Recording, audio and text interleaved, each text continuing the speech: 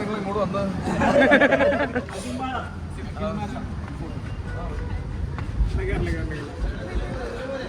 എന്റെ സിനിമ ഉണ്ടല്ലോ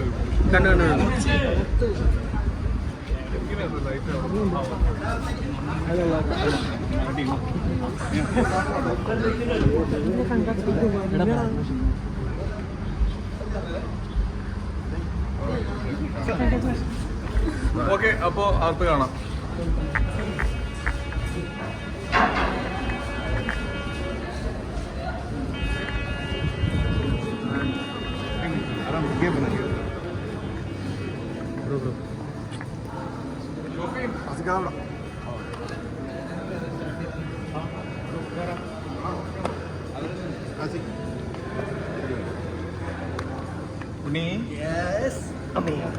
ഞാൻ പറഞ്ഞത് അച്ചുക്കായില്ലേ? കൺഗ്രാറ്റ്സ്.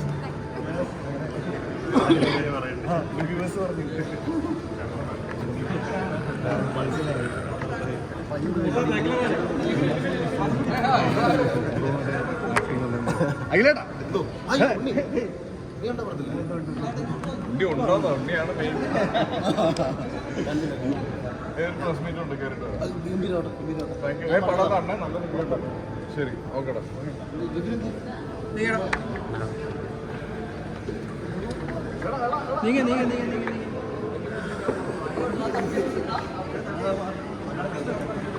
ചട്ടി നമുക്ക് അകത്തേക്ക് പോകാം.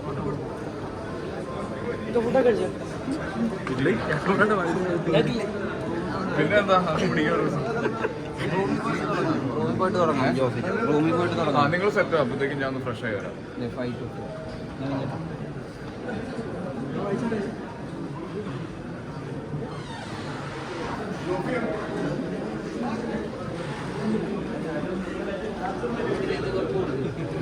നിങ്ങളെല്ലാരും കൂടി ഈ റൂമിലേക്ക് പോകും. നിങ്ങളെല്ലാരും കൂടി കീ കാണിച്ചാലേ സ്വിച്ച്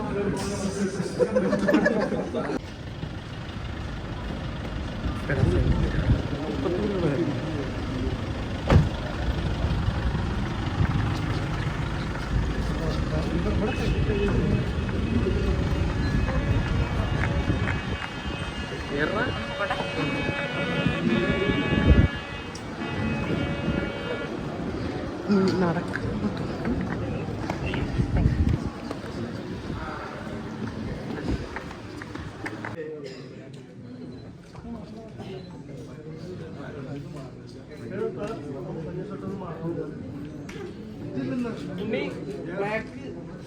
എല്ലാവരും ബ്ലാക്ക്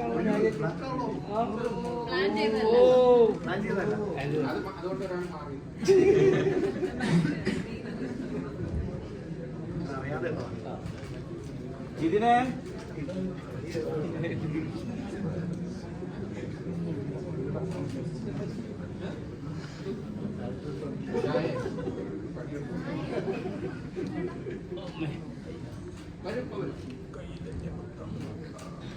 അവിടെ ദൗര്യല്ലേ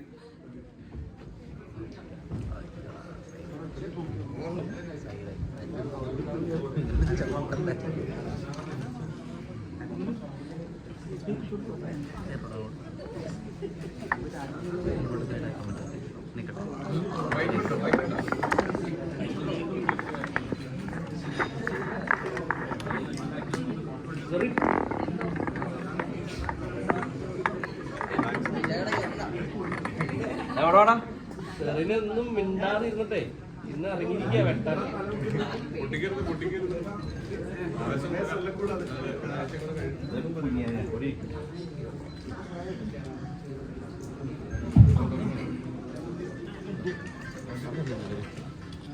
പ്രഭാകർ.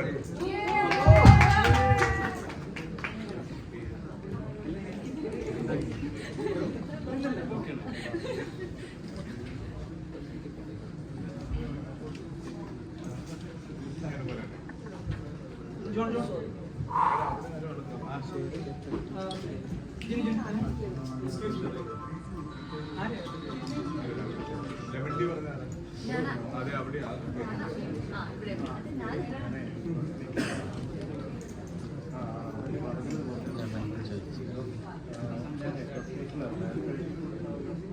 തീരുമാനിക്കാം അമ്മയ്ക്കാണോ നോക്കണോ.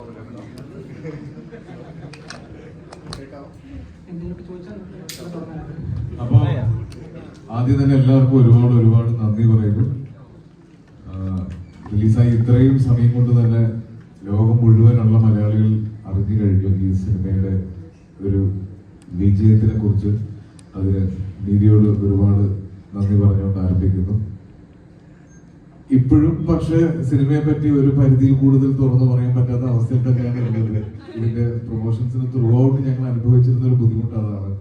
ഇനി നിങ്ങൾക്ക് മനസ്സിലാവും ഞങ്ങളുടെ ആ ബുദ്ധിമുട്ട് എന്തായിരുന്നു എന്നുള്ളത്. നിങ്ങൾ എല്ലാവരും കണ്ടു എന്ന് ഞാൻ വിശ്വസിക്കുന്നു. അതെ, നിങ്ങൾ എല്ലാവരും എന്നെ തിയേറ്ററിൽ കണ്ടവരാണ്. അപ്പോൾ എന്തുകൊണ്ടാണ് ഇത് പറയാൻ മടി കാണിക്കുന്നത് എന്നുള്ളത് നിങ്ങൾക്ക് ഇപ്പോൾ മനസ്സിലായി കാണും.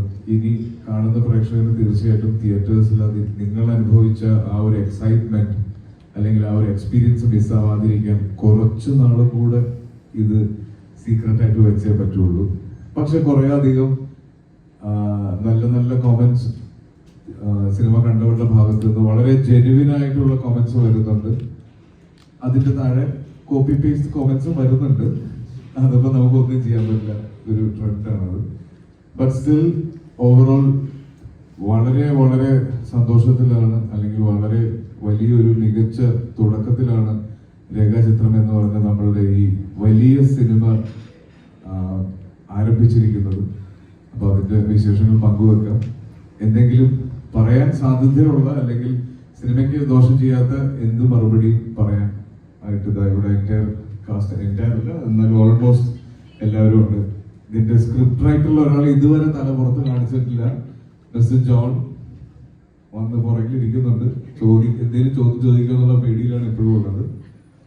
അപ്പൊ ആരംഭിക്കാം.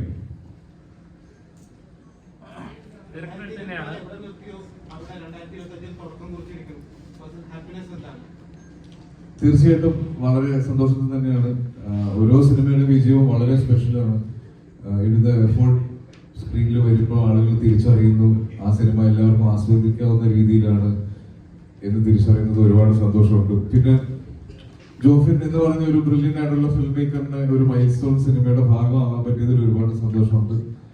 24 അതിങ്ങനെ കണ്ടിന്യൂ ചെയ്യട്ടെ ഇനിയുള്ള വർഷങ്ങൾ അങ്ങോട്ട്. നോർമലി ഇങ്ങനെ ഒരു സബ്ജക്ട് ചെയ്യുന്ന സമയത്ത്, കാരണം ഒരു നമ്മൾ ഫിലിം സെറ്റുകളിൽ സിനിമകൾ കണ്ടിട്ടുണ്ട്, പക്ഷേ ഓൾറെഡി ഇറങ്ങിയ ഒരു സിനിമയിൽ ഇങ്ങനെ ഒരു സാധനം ചെയ്യാന്ന് പറഞ്ഞാൽ ചെറിയൊരു കാര്യമല്ല. അതായത് നല്ല എഫേർട്സ് വേണം, നല്ല റിസർച്ച് വേണം. എത്രത്തോളം ടഫായിരുന്നു നിങ്ങളുടെ സബ്ജക്ട് ചെയ്യുന്ന സമയത്ത്? അത് തന്നെയാണ് ഈ സിനിമ ഇത്രയും ഡിലേ ആവാനുള്ള കാരണം. ഇതിനകത്ത് ഒരുപാട് പേര് ചോദിച്ചിട്ടുണ്ട് പ്രീസ്റ്റ് കഴിഞ്ഞിട്ട് എന്തുകൊണ്ട് 4 വർഷം എന്നുള്ള ചോദിച്ചിട്ടുണ്ട്. ഏകദേശം പ്രീസ്റ്റ് റിലീസായി 21 കഴിഞ്ഞ് 25 4 വർഷം കഴിഞ്ഞിട്ടാണ് എൻ്റെ അടുത്ത സിനിമ റിലീസാവുന്നത്.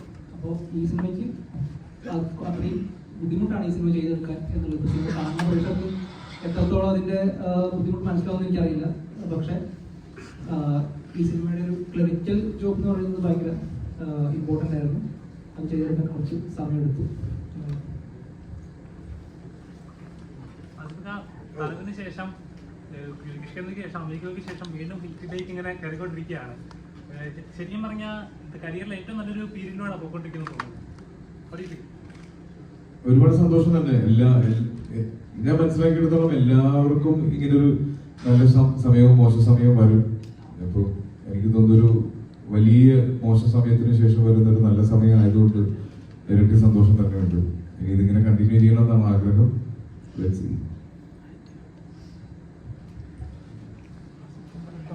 ഈ സ്ക്രിപ്റ്റ് സെലക്ഷൻ വേറെ ആളെ നിർത്തിയിട്ടുണ്ടോ? ഇല്ല, ഇത്രയും നാളും സെലക്ട് ചെയ്ത് അല്ല, ഇപ്പൊ 2024 കുറച്ച് ഹിറ്റ് വന്നു, ഇപ്പൊ ഹിറ്റ് വരുന്നുണ്ട്. അപ്പം അങ്ങനെ ഒരാളുണ്ടെങ്കിൽ എന്റെ ആരെ കൊത്തിക്കൊണ്ടുപോകാൻ എത്ര പേര് വെയിറ്റ് ചെയ്യുന്നുണ്ട്.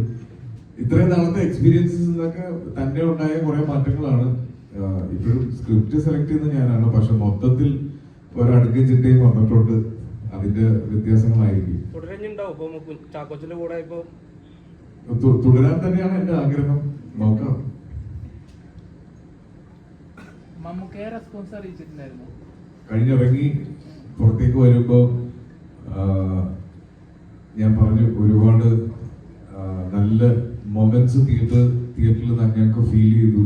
പല സ്ഥലങ്ങളിലും പല രീതിയിൽ ഗംഭീരമായ ഇമോഷൻസ് വരുന്ന സമയത്തൊക്കെ ഉള്ള കയ്യടികളെ പറ്റിയിട്ടൊക്കെ പറഞ്ഞു. അപ്പോൾ തിരിച്ചു വന്നത് കൺഗ്രാറ്റുലേഷൻസ് ഫ്രം മമ്മൂട്ടി ചേട്ടൻ എന്നായിരുന്നു. സിനിമ കാണുമ്പോൾ മനസ്സിലാവും. എനിക്കും അതേപോലത്തെ ഒരു മെസ്സേജ് ഞാൻ അയച്ച ഒരു താങ്ക് യു മെസ്സേജ് റിപ്ലൈ ആയിട്ട് സെയിം മെസ്സേജ് എനിക്കും വന്നു.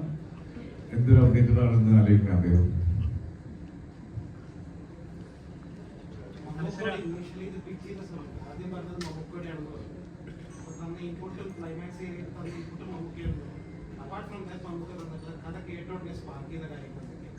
അല്ല, എനിക്കിതില് സിനിമ കണ്ടവർക്കറിയാം, ഇതിൽ മമ്മൂക്കയുടെ സമ്മതമില്ലാതെ സിനിമ ചെയ്യാൻ പറ്റില്ല.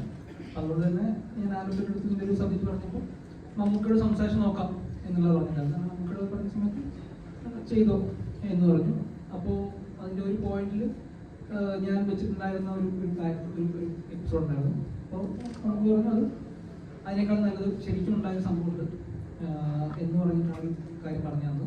അതാണ് ആ സിനിമയുടെ ഒരു പോയിന്റിൽ വരുന്നത്. അത് ശരിക്കും നടന്ന സംഭവമാണ്.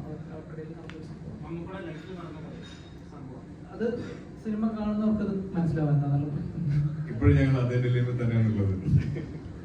ഈ മനുഷ്യന 2025 തുടങ്ങി ആദ്യത്തെ സിനിമ ഇറങ്ങി, നാളെ ഇനി അടുത്ത ചിത്രം ഇറങ്ങാൻ പോകുന്നു. എനിക്കൊരു ലക്കായിട്ട് തോന്നണം. ലക്കി സ്റ്റാർ തന്നെ വിളിക്കാല്ലേ? ലക്കൊന്നല്ല, ഞാൻ വർക്ക് ചെയ്യുന്നുണ്ട്. അത് ലക്കുണ്ടോന്നല്ല, എങ്ങനെയുണ്ടായിരുന്നു നിങ്ങളുടെ സബ്ജക്ട് കേൾക്കുന്ന സമയത്ത്? സബ്ജക്റ്റ് കേട്ട് കഴിഞ്ഞ് എനിക്ക് ഇപ്പം പടം കണ്ടപ്പോഴായാലും എനിക്ക് ഒരുപാട് സന്തോഷം തോന്നിയതാണ്. ഈ ക്യാരക്ടർ എൻ്റെ അടുത്ത് എത്തി, അല്ലെങ്കിൽ ഈ ടീമിന് ആ ഒരു ക്യാരക്ടറിലേക്ക് എൻ്റെ മുഖം വന്നു എന്നുള്ളത് എനിക്ക് ആലോചിക്കുമ്പോൾ ഒരുപാട് സന്തോഷം നൽകുന്ന ഒരു കാര്യമാണ്. ഇപ്പം സിനിമ ഇറങ്ങി റിവ്യൂസ് ഒക്കെ വന്നുകൊണ്ടിരിക്കുകയാണ്. പോസിറ്റീവ് റിവ്യൂസ് ഒക്കെ കേൾക്കുമ്പോൾ ഒരുപാട് സന്തോഷമുണ്ട്. അപ്പോൾ അത് അങ്ങനെ ഒരു ക്യാരക്ടർ, ഈ പടത്തിലെ ക്യാരക്ടർ എന്നെ തേടി എത്തിയത് ഇപ്പോൾ എനിക്ക് ഒരുപാട് സന്തോഷമുണ്ട്. ഈ ക്യാരക്ടറിൽ അനുശ്വർക്ക് ഇത് ഒരുപാട് ഡയലോഗ് ഉണ്ട്. ആ ഡയലോഗൊക്കെ ഇതേപോലെ ഞാൻ നടിയാവാൻ വേണ്ടി, അല്ലെങ്കിൽ എനിക്ക് നടിയാവണം എന്നൊക്കെ ജീവിതത്തിൽ എപ്പോഴെങ്കിലും തോന്നിയ ഡയലോഗ്സ് കാണും. ഇതൊക്കെ അങ്ങനെ ചിന്തിക്കുന്നതിന് മുന്നേ സിനിമയിൽ വന്നു. അതെ അതെ, സത്യമാണ്. അങ്ങനെ ഒരു നടിയാവണം എന്നൊക്കെ എൻ്റെ മൈൻഡിൽ ഇപ്പോഴും ഒന്നുമില്ല. അതൊന്ന് എൻ്റെ ഒരു പാഷനോ എന്തെങ്കിലും ഒരു ഡ്രീമൊക്കെ മനസ്സിലൊക്കെ വരുന്നതിന് മുന്നേ ഞാൻ എൻ്റെ ആദ്യത്തെ സിനിമയിലേക്ക് ആക്സിഡന്റലി എത്തി. അതെ, ആരുടെയൊക്കെ ഭാഗ്യത്തിനെത്തി. പക്ഷെ ഇപ്പൊ സന്തോഷമുണ്ട്.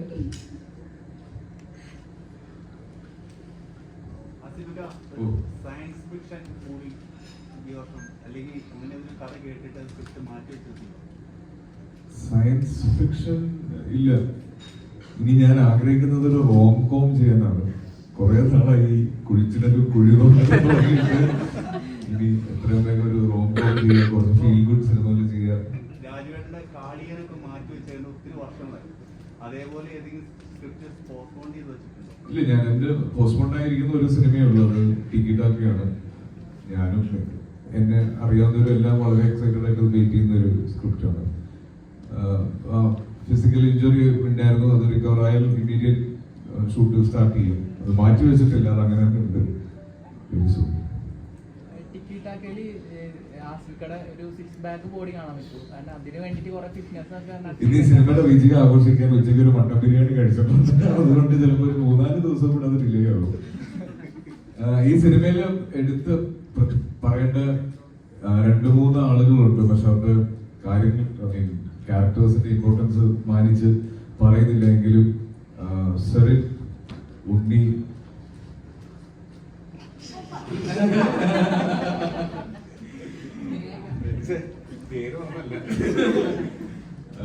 മേഘ, ഇവരെല്ലാരെയും പറ്റിയിട്ട് പറയണമെന്നുണ്ട്. പക്ഷെ അറിയാലോ, സിനിമ ഇനി കാണുമ്പോൾ ഐ മീൻ ആദ്യമായിട്ട് കാണാൻ പോകുന്നവർക്ക് അത് ബാധിക്കാൻ സാധ്യത ഉള്ളതുകൊണ്ടാണ്. പക്ഷെ നിങ്ങൾ ഇവരെയൊക്കെ ഒന്ന് നോട്ട് ചെയ്ത് വെച്ചോ.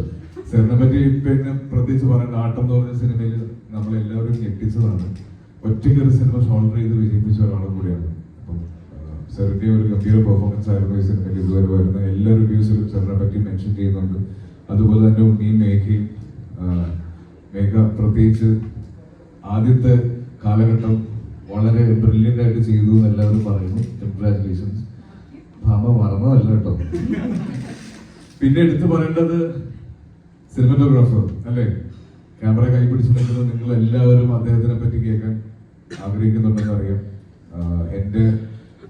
ഞങ്ങൾ ഒരുമിച്ച് ആദ്യം ചെയ്തത് ലെവൽ ക്രോസ് ആണ്. അതിനുശേഷം ഈ സിനിമയിലേക്ക് വരുമ്പോൾ എൻറ്റയർലി ഡിഫറെൻ്റ് ആയിട്ടുള്ള ഒരു ഔട്ട്ലുക്കിലേക്ക് ഇതിനെ കൊണ്ടുവന്നു. അപ്പോൾ 2 വാക്ക് സംസാരിച്ചേ പറ്റുള്ളൂ.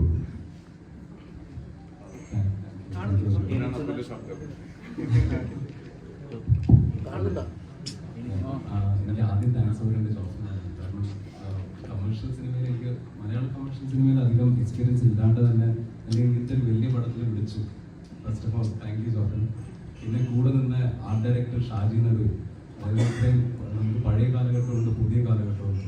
ഈ 60 ദിവസത്തിലുള്ള 90 ലൊക്കേഷനാണ് ഞങ്ങൾ കവർ ചെയ്തത്. അപ്പോൾ ഓരോ ലൊക്കേഷൻ ഷൂട്ട് ചെയ്യുമ്പോൾ 2 ലൊക്കേഷൻ പ്രെപ്പ് ഓൾറെഡി നടന്നുകൊണ്ടിരിക്കുന്നുണ്ട്. അപ്പം അവരുടെ whole team I would like to thank them. പിന്നെ ഞങ്ങളുടെ ചീഫ് അസോസിയേറ്റ് ഡയറക്ടർ, ക്രിയേറ്റീവ് ഡയറക്ടറായിട്ടുള്ള ബേബി പണിക്കർ, പുള്ളിയായിരുന്നു ഒരു ഡയറക്ടോറിയൽ ടീമിൻ്റെ ഒരു നെടുന്തൂണായി നിന്ന മനുഷ്യൻ. അതെ.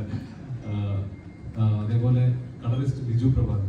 കാരണം ഞങ്ങൾക്ക് ഈ ഇതിൽ 2 കാലഘട്ടത്തിൽ തന്നെ ഒരു 3 ഡിഫറെൻറ്റ് ഫിലിം ലുക്സ് വരുന്നുണ്ട്. അപ്പോൾ അത് വളരെ സട്ടിലി അതിനെ കൊണ്ടുവരാൻ സഹായിച്ചത് ബിജുവിൻ്റെ ഒരു ടെക്നിക്കൽ എക്സ്പെർട്ടീസാണ്. ഇവരെയാണ് ശരിക്കും എടുത്ത് പറയുന്നത് എൻ്റെ സൈഡിൽ നിന്ന് ഞാൻ പറയാൻ ആഗ്രഹിക്കുന്നത്. പിന്നെ ഡെഫിനറ്റ്ലി ഹോൾ ടീം ഇത്രയും ഗംഭീരമായിട്ടുള്ള ആർട്ടിസ്റ്റിൻ്റെ കൂടെ വർക്ക് ചെയ്യാൻ പറ്റി. ലൈക്ക് എല്ലാവരും പെർഫോമൻസ് എടുത്ത് പറയണമെന്നുണ്ട്. എനിക്ക് ഓരോ എണ്ണോട്ട് പറയാൻ പറ്റാത്തതുകൊണ്ടാണ്. പക്ഷേ നിങ്ങൾ പടം കാണുമ്പോൾ മനസ്സിലാവും. ഇത്രയുള്ളൂ പറയാൻ. Thank you. എല്ലാവർക്കും നമസ്കാരം. ഈ സിനിമ നമ്മൾ മാർക്കറ്റ് ചെയ്തത് ആർട്ടിൻ്റെ ഹിസ്റ്ററി ഗൗരവപ്പെട്ടൊരു സിനിമയായിരുന്നു. അതിൻ്റെ കഥ ആദ്യമായിട്ട് കേൾക്കുമ്പോൾ തന്നെ ഏറ്റവും കൂടുതൽ സ്ട്രൈക്ക് ചെയ്തത് ആ ഒരു പോയിന്റായിരുന്നു. ഇതിനകത്ത് ഒരുപാട് കഥാപാത്രങ്ങളുണ്ട്. ഈ കഥാപാത്രങ്ങളൊക്കെ നല്ല ആർട്ടിസ്റ്റുകളാണ് ചെയ്തത്. സ്ക്രിപ്റ്റ് വർക്ക് ചെയ്യുന്ന സമയത്ത് ജോഫിന് എപ്പോഴും പറയുന്നത് സിനിമയ്ക്ക് സ്പീഡ് വേണം, സ്പീഡ് നറേഷൻ ആയിരിക്കും. ഒരു കൊമേഴ്ഷ്യലി ഒരു വിഷയം കൈകാര്യം ചെയ്യുന്ന രീതിയിൽ ആയിരുന്നു നമ്മൾ സ്ക്രിപ്റ്റ് തയ്യാറാക്കുന്നത്. അത് പ്രേക്ഷകർക്ക് ഇഷ്ടപ്പെട്ടു എന്നാണ് ഞങ്ങൾ നല്ല പ്രതികരണങ്ങളാണ് വരുന്നത്. അതുപോലെ നല്ല ടെക്നീഷ്യൻസും അതുപോലെ സിനിമാറ്റോഗ്രാഫി, എഡിറ്റിംഗ്, ആർട്ട്, എല്ലാ ഡിപ്പാർട്ട്മെൻറ്റും, മ്യൂസിക്, എല്ലാവരുടെ നല്ല കോൺട്രിബ്യൂഷൻ ഉള്ളതുകൊണ്ട് നമ്മൾ വർക്ക് ചെയ്ത സ്ക്രിപ്റ്റ് മികച്ച രീതിയിൽ സിനിമയായിട്ട് ഔട്ട് എന്നാണ് വിശ്വസിക്കുന്നത്.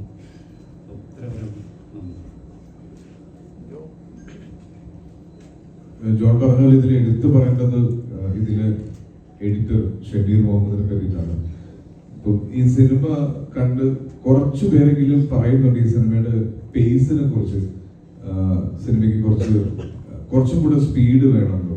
നമ്മൾ ആദ്യം മുതലേ പറയുന്ന ഒരു കാര്യമാണ്, ഇതൊരു ഭയങ്കര സീറ്റഡ് ത്രില്ലർ അല്ല, ഇതൊരു ഇൻവെസ്റ്റിഗേഷൻ ഡ്രാമയാണ്. അപ്പൊ അതിൻ്റെതായ സമയമെടുത്ത് തന്നെയാണ് പറയേണ്ടത്. പ്രത്യേകിച്ച് നമുക്ക് ഒരു ഇപ്പോഴത്തെ ഒരു പുതിയ തലമുറയ്ക്ക് പരിചയമില്ലാത്തൊരു കാലഘട്ടത്തിനെ കുറിച്ച് ഈ സിനിമ സംസാരിക്കുന്നുണ്ട്. അപ്പോൾ അത് എസ്റ്റാബ്ലിഷ് ചെയ്യാനുള്ള ഒരു സമയം എടുത്തേ പറ്റുള്ളൂ. നമ്മളെല്ലാ ത്രില്ലറും പോലെ ഒരു ഭയങ്കര ഫാസ്റ്റ് മൊണ്ടാഷ്, ഭയങ്കര ലൗഡ് ബാക്ക്ഗ്രൗണ്ട് സ്കോർ ഇട്ടുള്ള സിനിമകൾ, അത്തരത്തിലൊരു സിനിമ പ്രതീക്ഷിച്ച് ഇനി കാണാനുള്ള ആളുകൾ പോകരുത്. ഇതൊരു വ്യത്യസ്തത നിറഞ്ഞ സിനിമയെന്നല്ല, ഇതൊരു പുതിയ സിനിമയാണ്, ഇതൊരു പുതിയ നരേറ്റീവാണ്. അപ്പോൾ ആ സമയമെടുത്ത് തന്നെ കണ്ട് മനസ്സിലായി ഓരോ ഇമോഷൻസും, പ്രത്യേകിച്ച് അനശ്വരയുടെ ക്യാരക്ടറിനോട് ഉണ്ടാവേണ്ട ഒരു ഇമോഷൻ ഉണ്ട്. അപ്പൊ അത് പറഞ്ഞ് എടുക്കേണ്ട ഒരു സമയമുണ്ട്. അപ്പൊ അത്രയും സമയമെടുത്ത് തന്നെ പറയേണ്ട ഒരു സിനിമയാണ്. ഇപ്പൊ ഷമീറിനെ പറ്റി പറയുമ്പോൾ ഷമീർ മാർക്കോ എഡിറ്റ് ചെയ്ത ഒരാളാണ്. അപ്പോൾ ആ പേസിൽ എഡിറ്റ് ചെയ്യാൻ അറിയാവുന്ന ഒരാളാണ്. പക്ഷെ ഈ സിനിമയെ മനസ്സിലാക്കി, ഇതിന്റെ സ്ക്രീൻ പ്ലേ സ്ക്രിപ്റ്റിനെയും മനസ്സിലാക്കി, ഇത് ഡിസേർവ് ചെയ്യുന്ന ഒരു നറേഷനിലേക്ക് ഈ സിനിമയെ കൊണ്ടുവന്ന് ആ സമയമെടുത്ത് വളരെ ബ്യൂട്ടിഫുൾ ആയിട്ട് ഒരു പോയം പോലെ എഡിറ്റ് ചെയ്ത ഒരു സിനിമയാണിത്. അപ്പോൾ ഇനി ഒരുപാട് റിവ്യൂസ് കേട്ട് ഞാൻ പറഞ്ഞല്ലോ ഇതിനോടകം തന്നെ ഒരുപാട് നല്ല റിവ്യൂസ് സിനിമയെ കുറിച്ച് വരുന്നുണ്ട്. അപ്പോൾ ഒരു ഓവർ എക്സ്പെക്ടേഷനിൽ പോകുമ്പോൾ പലപ്പോഴും പേസ് അല്ലെങ്കിൽ സിനിമയുടെ ഡ്യൂറേഷൻ ലെങ്ത് കൂടുതലാണെന്ന് നമ്മൾ പറയുന്ന പോലെ ഫസ്റ്റ് ഹാഫ് സെക്കൻഡ് ഹാഫിൽ ലാഗ് ഉണ്ടെന്നൊക്കെ തോന്നാം. പക്ഷെ ഈ സിനിമയ്ക്ക് ആവശ്യമുള്ള ഒരു പേസ് എടുത്തിട്ടുണ്ട്. അത് മനഃപൂർവ്വം എടുത്തത് തന്നെയാണ്. ഇത് പറഞ്ഞ് മനസ്സിലാക്കി തരുന്നതെന്ന് ഓർക്കരുത്. സാർ എന്തെങ്കിലും പറയും. ആക്ച്വലി കഴിഞ്ഞ വർഷം ഇതേ സമയത്താണ് ആട്ടവും റിലീസായത്. ആൻഡ് ഇതേ സമയത്ത് അടുത്ത ദിവസം ഒരു പടം നമുക്ക് ചെയ്യാം. പിന്നെ ഇതിന്റെ ഷൂട്ട് ചെയ്ത സമയത്തായിരുന്നു എനിക്ക് ആട്ടത്തിന്റെ അവാർഡ് കിട്ടിയത്. അപ്പോ പിന്നെ ഈ ഷൂട്ട് ചെയ്യുന്ന സമയത്ത് കുറെ നല്ല കാര്യങ്ങൾ സംഭവിച്ചു. ആൻഡ് ഞാൻ ശരിക്കും മനുഷ്യരുടെ കൂടെ പെർഫോം ചെയ്തു. എനിക്ക് എൻജോയ് ചെയ്തു ക്യാരക്ടർ. പറ്റിയ നല്ല എക്സ്പീരിയൻസ് ആയിരുന്നു. ഇനി ഓരോ വർഷവും നല്ല തുടക്കം സിനിമയിലൂടെ ആവട്ടെ എന്നാണ് ആഗ്രഹം. ആട്ടത്തിലെ വില്ലനെ റിവീൽ ചെയ്യാൻ പറ്റും. ആട്ടത്തില് അതല്ല അതിന്റെ പോയിന്റ്. ഇതൊരു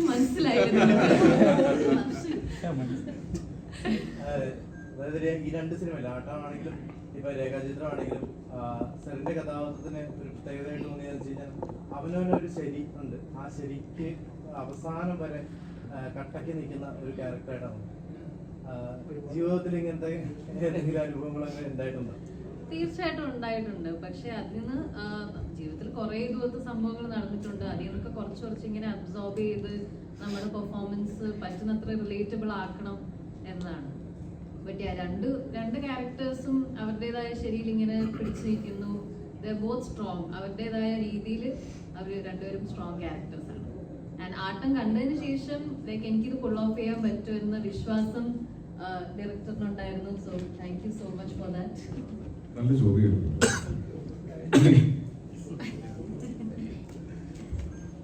ഒരുപാട് സന്തോഷമുണ്ട് സത്യം പറഞ്ഞാൽ. ഒരുപാട് സന്തോഷമുണ്ട്. കാരണം ഈ 2025 ആദ്യത്തെ സിനിമ അത്രയും വലിയൊരു സിനിമയിൽ ഭാഗമാകാൻ പറ്റിയതിൽ ഒരുപാട് സന്തോഷം. പിന്നെ ആസിഫ സ്കൂളിൽ അഭിനയിക്കാൻ പറ്റിയാലും അതുപോലെ ജോബി, താങ്ക് യു. ജോബിയാണ് ഇതിനെ കാസ്റ്റ് ചെയ്തത്. പിന്നെ നമ്മളെ എല്ലാ ടീമും അസോസിയേറ്റ്സ് ആണെങ്കിലും പ്രൈമായിട്ട് ആസിഫ് അങ്ങനെ എല്ലാവരും എന്നെ ഭയങ്കരമായിട്ട് ഈ സിനിമയിലേക്ക് സപ്പോർട്ട് ചെയ്തിരുന്നു. ഈ സമയത്തൊക്കെ ഇതിൽ താങ്ക്സോടെ പോകുന്നു. പിന്നെ ഇനി ഇതേപോലെ നല്ല സിനിമകളുടെ ഭാഗമാണെന്നും കുറച്ചുകൂടി നല്ല മുമ്പോട്ട് പോകണമെന്നൊക്കെയാണ് ഭയങ്കര ആഗ്രഹം. അപ്പം അത് സംഭവിക്കട്ടെ എന്ന് ഞാൻ പ്രാർത്ഥിക്കുന്നു. Thank you. പിന്നെ ആസിഫിന്റെ ഒരു സ്റ്റേറ്റ്മെന്റ് കുറച്ച് സിനിമകൾ കഴിഞ്ഞ ദിവസം പറഞ്ഞ സ്റ്റേറ്റ്മെന്റ് പറഞ്ഞ പോലെ ഇപ്പൊ കുറെ റിവ്യൂസ് വന്ന് തുടങ്ങി. ഒരുപാട് പേര് പറയുന്നുണ്ടല്ലേ അച്ഛനായി. Thank you.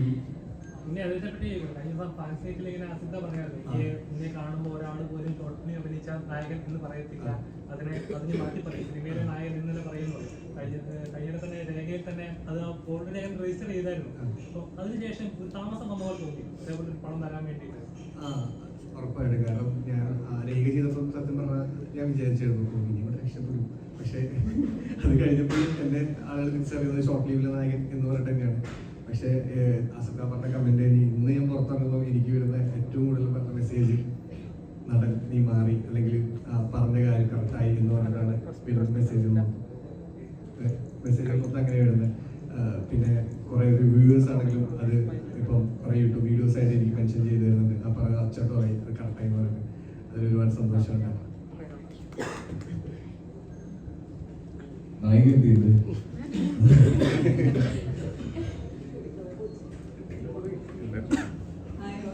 എല്ലാവർക്കും നമസ്കാരം. ഇവരെല്ലാവരും പറഞ്ഞ പോലെ തന്നെ ഇത്രയും നല്ല സിനിമയുടെ ഭാഗമാകാൻ പറ്റിയത് ഇത്രയും നല്ല സിനിമയുടെ ഭാഗമാകാൻ പറ്റിയത് ഞാൻ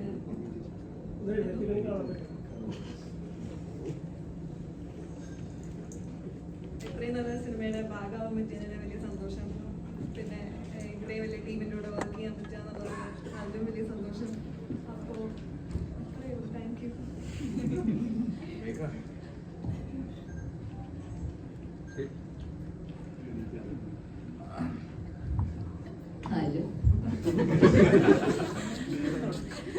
ചിത്രത്തിന്റെ നമ്മൾ പ്രൊമോഷൻസിന്റെ സമയത്ത് നമുക്ക് കുറെ കാര്യങ്ങൾ ആക്ച്വലി പറയാൻ പറ്റിയിട്ടുണ്ടായിരുന്നു. അതെ, അപ്പോൾ ഈ പ്രൊമോഷൻസിന്റെ സമയത്ത് നമുക്ക് കുറെ കാര്യങ്ങൾ ആ സമയത്ത് പറയാൻ പറ്റിയിട്ടുണ്ടായിരുന്നു. ഇപ്പൊ റിലീസ് ആയിട്ട് ഐ ഹോപ്പ് നിങ്ങൾ എല്ലാവരും നമ്മുടെ കൂടെ സ്ക്രീനിൽ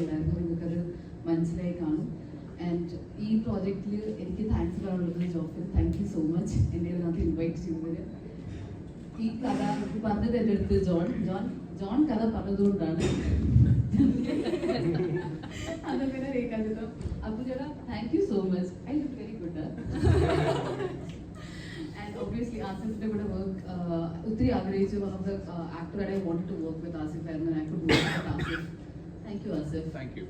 Anushka, thank you so much. It was really nice working with you. Very loved being with you. Mama, nice knowing you. ആകെ മറ്റൊരു പ്രാവശ്യം മറ്റേ പറയല്ലേ ഒരു പ്രാവശ്യം കണ്ടിട്ടുള്ളൂ. ഞാൻ പറയാൻ ഉദ്ദേശിച്ച സംഭവം വെച്ചാൽ I hope you understand that രേഖാചിത്രത്തിന്റെ ഷൂട്ടിന്റെ സമയത്ത് we were so involve. This is how this set was. And then last നമ്മുടെ ഈ സിനിമ ഔട്ട് വന്നപ്പോൾ ഇതിന്റെ ഔട്ട് കാണുമ്പോൾ ആൻഡ് ദെൻ ഹൗ പ്രേക്ഷകർ ഇത് അപ്രീഷിയേറ്റ് ചെയ്യുന്ന കാണുമ്പോൾ നല്ലൊരു really happy from within. Thank you so much for everybody coming here and watching our cinema. I hope ഇപ്പൊ കേക്ക് ആണെങ്കിൽ താങ്ക് യു. നന്ദി, നമസ്കാരം.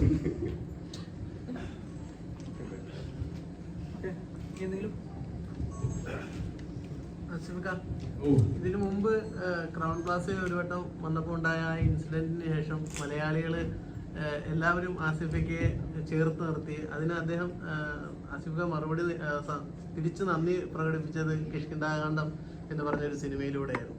അപ്പോൾ മലയാളികൾ അങ്ങിൽ വിശ്വസിച്ച ആ ഒരു വിശ്വാസത്തിനും ആ സ്നേഹത്തിനും 2025 വീണ്ടും തുടർച്ചയായിട്ട് നന്ദി പ്രകാശിപ്പിക്കുകയാണ്. ശ്രമിക്കുന്നതാണ്.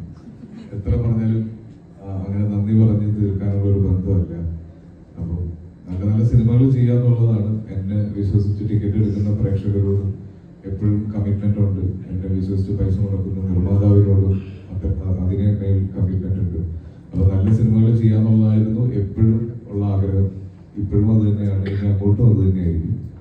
അപ്പൊ രേഖാചിത്രം സ്വീകരിച്ച എല്ലാ പ്രേക്ഷകർക്കും നന്ദി. ഇതിന്റെ എല്ലാ എക്സൈറ്റ്മെന്റിലും നേരെ വന്ന് നിങ്ങളെ കണ്ട് ഇത് ചൂടോടെ ആഘോഷിക്കണം എന്നുള്ളതുകൊണ്ടാണ് ഇത്ര ഇമ്മീഡിയറ്റ് ആയിട്ടൊരു പ്രസ് മീറ്റ് ഞങ്ങൾ ആഗ്രഹിച്ചത്.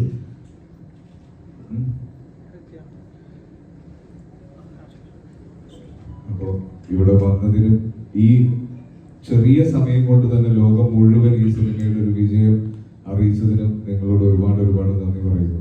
ഇനി കാണാനുള്ള പ്രേക്ഷകർ സ്പോയിലേഴ്സ് ഒക്കെ നിങ്ങളുടെ മുന്നിലേക്ക് എത്തുന്നതിന് മുന്നേ ഈ സിനിമയിൽ ആരെങ്കിലും ഒക്കെ ഉണ്ടോ ഇല്ലയോ എന്നൊക്കെ നിങ്ങൾ അറിയുന്നതിന് മുന്നേ തന്നെ പോയി തിയേറ്റേഴ്സിൽ തന്നെ കാണാൻ ശ്രമിക്കുക. അപ്പോൾ താങ്ക് യു. വീണ്ടും ഉടനെ കാണാം.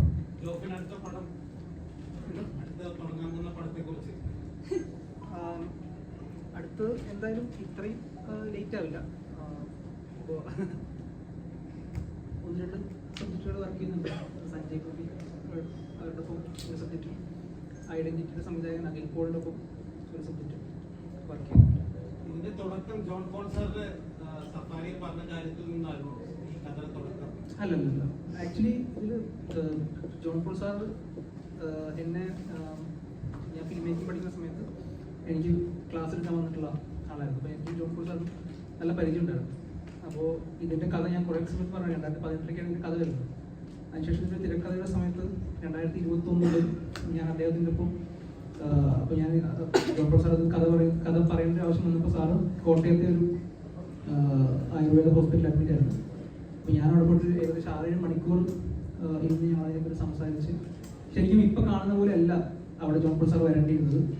ജോൺ പോൾ സാർ ഇതിലൊരു ക്യാരക്ടറായിട്ട് ഇപ്പോൾ ഈ സിനിമയിൽ മറ്റു പലരും വന്ന പോലെ വന്ന് ഒരു നിർണായക കാര്യങ്ങൾ തരേണ്ട ഒരു അങ്ങനെയായിരുന്നു ആ എപ്പിസോഡിനെ സെറ്റ് ചെയ്തിട്ടുണ്ടായിരുന്നത്. പക്ഷേ ഈ സിനിമ ഈ പറഞ്ഞ പോലെ കുറച്ച് ഡിലേ ആയ സമയത്താണ് പെട്ടെന്ന് സാർ മരിച്ചു വരുന്നത്. അപ്പോൾ ഈ സിനിമയുടെ ഒരു സ്ക്രിപ്റ്റ് മുന്നോട്ട് പോകുന്ന അതിൻ്റെ ഏറ്റവും നിർണായകമായ ഒരു ഘട്ടത്തിൽ ജോൺ പോൾ സാറിൻ്റെ ഒരു ആവശ്യം ഉണ്ടായിരുന്നു. പക്ഷെ പിന്നീട് അത് എങ്ങനെ മുന്നോട്ട് പോകും എന്നുള്ള ചിന്തയിൽ നിന്നാണ് പിന്നീട് അത്തരത്തിലേക്ക് ഒരു എപ്പിസോഡിലേക്ക് മാറ്റിയത്.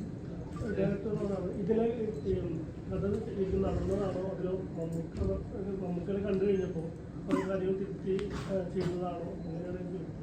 അല്ല, ഇതിലുള്ളത് ആട്ടോമാറ്റിക് ഹിസ്റ്ററി എന്ന് പറഞ്ഞിട്ടുള്ളത് നമ്മളുണ്ടാക്കിയൊരു കഥയാണ്. കാരണം അതിൽ 2 സിനിമകളുടെ റെഫറൻസ് ഒക്കെ വരുമ്പോൾ അത് ഭയങ്കര കൺവിൻസിംഗ് ആയിരുന്നു. അത് അതിലെ ഒരു സിനിമയുടെ കാര്യമാണ് ഞാൻ മുമ്പ് പറഞ്ഞത്. ഞാൻ ഇപ്പൊ തന്നെ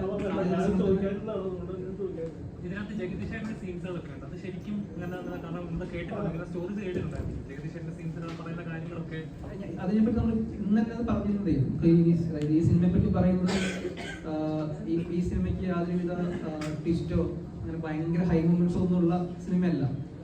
ഈ സിനിമ ആൾക്കാർക്ക് വർക്കാവുന്നത് എനിക്ക് മനസ്സിലായത് ഇതിൻ്റെ ഒരു ഞങ്ങൾ ഉദ്ദേശിക്കുന്നതും അതിൻ്റെ പശ്ചാത്തലത്തിലുള്ള പുതുമയാണ്. അത് നമ്മളെല്ലാം ഇങ്ങനെ പറഞ്ഞു കഴിഞ്ഞാൽ ആ സിനിമ നഷ്ടപ്പെടും. അതെ അതെ, സിനിമയ്ക്ക് അതിൽ ഏറ്റവും ഇതായിട്ട് നമുക്കേലും എല്ലാവരും മമ്മൂട്ടി ചേട്ടാ എന്ന് വിളിക്കുന്ന ഒരു സംഭവം അത് ഭയങ്കര ഇതായിട്ടാണ് തോന്നുന്നത്. കമ്പനി അങ്ങനെ എന്തോ അതിനെപ്പറ്റി നമുക്ക് ശരിക്കും ഞങ്ങൾ ശരിക്കും ആദ്യ സമീക ഇറങ്ങിയ സമയത്ത് ഏറ്റവും കൂടെ പ്രതീക്ഷിച്ചത് മേഡം മച്ചാനെ എന്ന് വിളിക്കുന്ന ടൈപ്പ് ഒരു കഥാപാത്രമായിരുന്നല്ലോ അത്.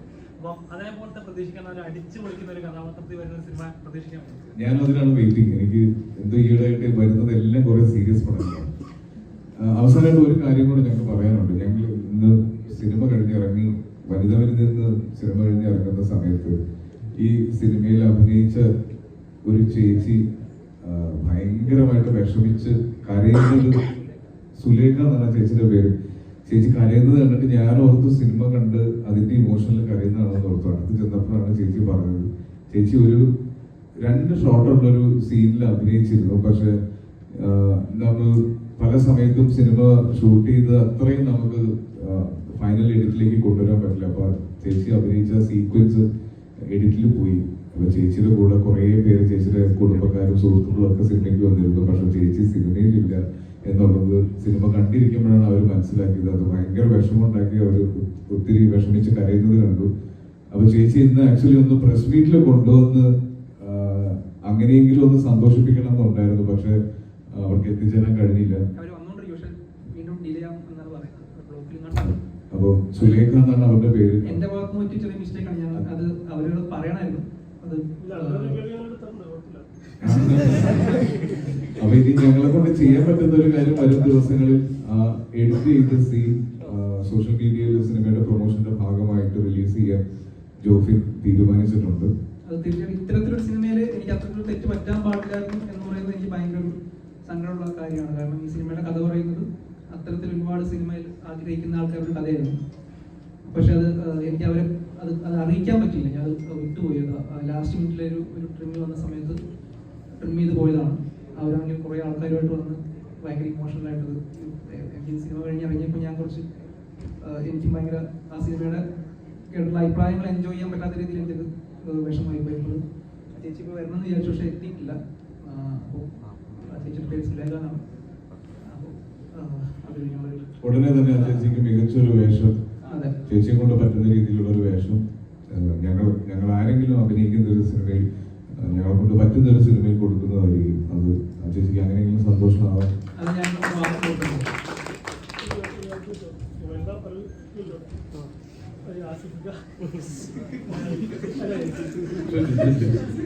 അല്ല ബോഡി കുഴിച്ചെടുക്കുന്നുണ്ടായിരുന്നു. ആസിഫിക മാത്രം കൈ പറയുന്നതില്ലാതെ ഓൾറെഡി അത് ചാടി നിൽക്കുന്ന ഫൈനായിട്ട് കാണിക്കാൻ വേണ്ടിയിട്ടായിരുന്നു അത് ശരിക്കും ചെയ്തത്. എന്താ പറയുക, നമ്മൾ ചില സിനിമകൾ പറയുമ്പോൾ അത് സിനിമാറ്റിക് ആയിട്ട് തന്നെ ട്രീറ്റ് ചെയ്യണം. അതിനകത്ത് നമ്മൾ ടൂ മച്ച് ലോജിക്ക് നോക്കുന്നതിൽ കാര്യമില്ലെന്നാണ് തോന്നുന്നത്. പിന്നെ അങ്ങനെ ആ ഒരു സിറ്റുവേഷനും ആ ഒരു മൊമെന്റിനും ഓഡിയൻസിലേക്ക് കിട്ടുന്ന ഒരു ഫീലിന് ചിലപ്പോൾ അങ്ങനെയൊക്കെ ചില തീരുമാനങ്ങൾ എടുക്കേണ്ടി വരും. അത് നമ്മൾ മനഃപൂർവ്വം മറന്നു കളഞ്ഞതൊന്നുമല്ല. പക്ഷെ അങ്ങനെയല്ല. അത് സിനിമ ചില ഇമോഷൻസും ചില സീനും അങ്ങനെ ആയിരിക്കണം. എല്ലാത്തിനും നമുക്ക് കൃത്യമായ ലോജിക്ക് സിനിമയിലേക്ക് ആവശ്യമുണ്ടെന്ന് എനിക്ക് തോന്നുന്നില്ല. കഥ പറഞ്ഞു പോകുമ്പോൾ കണ്ടിരിക്കുന്ന പ്രേക്ഷകന് ആസ്വദിക്കാൻ പറ്റുക എന്നുള്ളതാണ് സിനിമ കൊണ്ട് ഉദ്ദേശിക്കുന്നത്. പിന്നെ ഒരു കാര്യം, കഴിഞ്ഞ ദിവസം ഇന്റർവ്യൂവിലൊക്കെ ഇരിക്കുന്ന സമയത്ത് കുഴിന്ന് ഇതെടുക്കുന്ന കാര്യം, ഈ ഇന്റർവ്യൂവിലൊക്കെ ഇരിക്കുന്ന സമയത്ത് എല്ലാവരും ചോദിക്കുന്നത് ആസിഫ്ക കുഴിന്നൊരു ബോഡി എടുത്ത സിനിമയുടെ ഭാഗ്യം ലക്കെന്നാണ് പറയുന്നത്. അപ്പൊ അങ്ങനെ എടുത്തേക്കുന്ന സിനിമകളൊക്കെ മുന്നേ വിജയിച്ചിട്ടുണ്ട്. അപ്പം അതുകൊണ്ടാണ് ഇത് ആഡ് ചെയ്തത്. കുഴിച്ചിട്ടത് കണ്ടെത്തുന്ന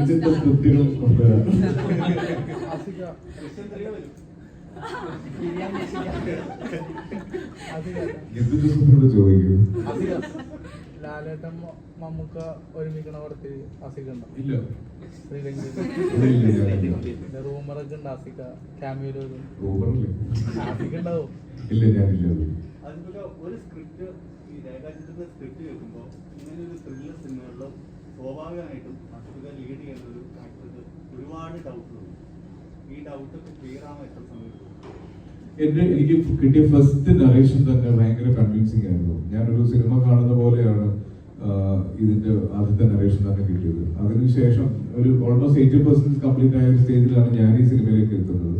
അത് കഴിഞ്ഞ് ഓരോ സ്റ്റേജിലും കൃത്യമായ ക്ലാരിറ്റി തന്ന് ഇതിന്റെ ഈ സിനിമയിൽ ഉപയോഗിച്ചിരിക്കുന്ന ടെക്നോളജി വരെ ഉറപ്പുവരുത്തിയതിനു ശേഷമാണ് നമ്മൾ ഈ സിനിമ ചെയ്യാമെന്ന് തീരുമാനിച്ചത്. ഇന്നിപ്പോ പറയാൻ കുറച്ച് ആൾക്കാരുടെ പേര് പറയേണ്ടത് അതിൽ പ്രധാനപ്പെട്ട ഒരാളാണ് ആൻഡ്രൂ എന്ന് പറയുന്ന മൈൻസ്റ്റീൻ എന്ന് പറയുന്ന നമ്മുടെ VFX ആർട്ടിസ്റ്റ്. അതിന്റെ കാരണം എന്താണെന്നുള്ളത് ഇവിടെ എല്ലാവർക്കും അറിയാം. ഭയങ്കര റിസ്കി ആയിട്ടുള്ള കാര്യമാണ് അത്. അത്ര എളുപ്പമല്ല. നമുക്ക് ഇവിടെ ഭയങ്കരമായിട്ട് വിജയിക്കാത്തൊരു പരിപാടിയാണ് നമ്മളത്. പ്രത്യേകിച്ച് ആൻഡ്രൂ അത് ഭയങ്കര നന്നായി ചെയ്തു തന്നു. ഒരുപാട് സമയം എടുത്തു. നമ്മളത് നല്ല രീതിയിൽ ചെയ്തു തന്നു. അതേപോലെ തന്നെ JD എന്ന് പറയുന്ന ജയദേവൻ സൗണ്ട് ഡിസൈനർ കഴിഞ്ഞ വർഷത്തെ ഉള്ളൊഴുകിന് സംസ്ഥാന അവാർഡ് നേടിയ JD വളരെ മികച്ച രീതിയിൽ ഒരു സൗണ്ട് ചെയ്തിട്ടുണ്ട്. ഇവിടെ മുജീബ് ഇല്ല. കിഷ്കിന്ദാനത്തിന് ശേഷം മുജീബ് ചെയ്യുന്ന സിനിമയാണത്. ഇനിയുള്ള കാലത്ത് മലയാള സിനിമയുടെ ഏറ്റവും മികച്ച മ്യൂസിക് ഡയറക്ടേഴ്സ് ഒരാളായിട്ട് മാറാൻ പോകുന്ന ഒരാളാണ് മുജീബ്. ഇനി തൊട്ടടുത്ത് അവൻ ചെയ്യാൻ പോകുന്നത് വലിയൊരു സിനിമയാണ്. അത് അവർ അനൗൺസ് ചെയ്യാത്തതുകൊണ്ടാണ് ഞാൻ പറയാത്തത്. അത് മുജീബ് എന്ന് പറയുന്നൊരു ആളുടെ കാലമാണ് ഇനി വരാൻ പോകുന്നത്. അതിനൊരു സൂചനയാണ് ഇഷ്ടത്തിനായിട്ടും ജയകാര്യത്തും ഇവിടെ ഇല്ല. ഈ സിനിമയിൽ ഈ സിനിമ നടത്തിയെടുക്കാൻ കുറച്ച് പണിയുള്ള സിനിമയാണ്. ഞാൻ കുറേ സ്ഥലത്ത് പറഞ്ഞിട്ടുണ്ടാണ്. നമുക്കൊരു ലിമിറ്റഡ് ദിവസങ്ങൾ നമ്മൾ നേരത്തെ തന്നെ ചാർട്ട് ചെയ്തിട്ടാണ് ഷൂട്ട് തുടങ്ങുന്നത്. ഈ 90 ലൊക്കേഷൻ ഉണ്ടായിരുന്നു. അപ്പോൾ ദിവസവും രാവിലെ നേരത്തെ തുടങ്ങി രാത്രി വൈകി അവസാനിച്ച് പിറ്റേ ദിവസം 2 മണിക്കൊക്കെ രാത്രി നിർത്തി പിറ്റേ ദിവസം 8 മണിക്കൊക്കെ വീണ്ടും തുടങ്ങി. അങ്ങനെ നടക്കുന്ന സമയത്ത് നമ്മുടെ ടീമിലെ എൻ്റെ ഡയറക്ഷൻ ടീമിലെ എല്ലാവരും ഭയങ്കര ആക്റ്റീവായിട്ട് വന്നു. അതുപോലെ അപ്പൂൻ്റെ ടീമിലെ എല്ലാവരും.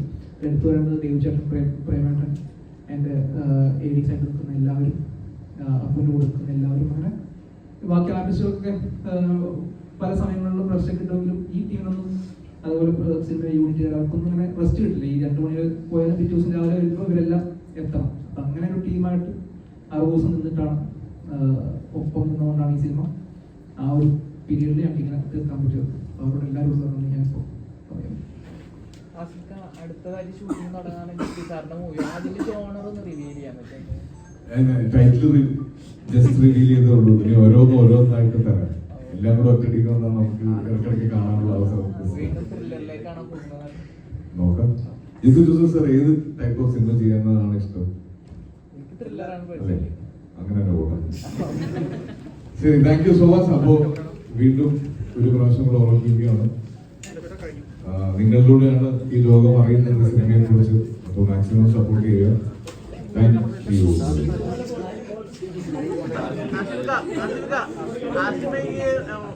അത്രയും പ്രിയപ്പെട്ടതാണല്ലോ മമ്മൂക്ക. അതേപോലെ തന്നെ മമ്മൂക്ക ആരാധകർക്ക് പ്രിയപ്പെട്ടവരാണ് നിങ്ങൾ രണ്ടുപേരോട് വേണം. അതുപോലെ തന്നെ മമ്മൂക്ക ഫാൻസിനും അതുപോലെ തന്നെ പ്രിയപ്പെട്ടവരാണ് നിങ്ങൾ രണ്ടുപേരും. അപ്പം അവർക്ക് വേണ്ടി, മമ്മൂക്ക ആരാധകർക്ക് വേണ്ടി മമ്മൂക്കയെ വെച്ച് നിങ്ങൾ 3 പേരുള്ള ഒരു സിനിമ പ്രതീക്ഷിക്കാമോ? ജോഫി സാറിന്റെ ഡയറക്ഷനിൽ നമുക്ക് ആസിഫിൽ ഉന്നിക്കുമെന്നാണ് ചോദിക്കുന്നത്.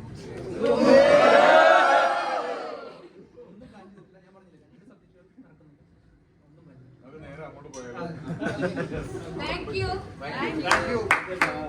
Thank you very much.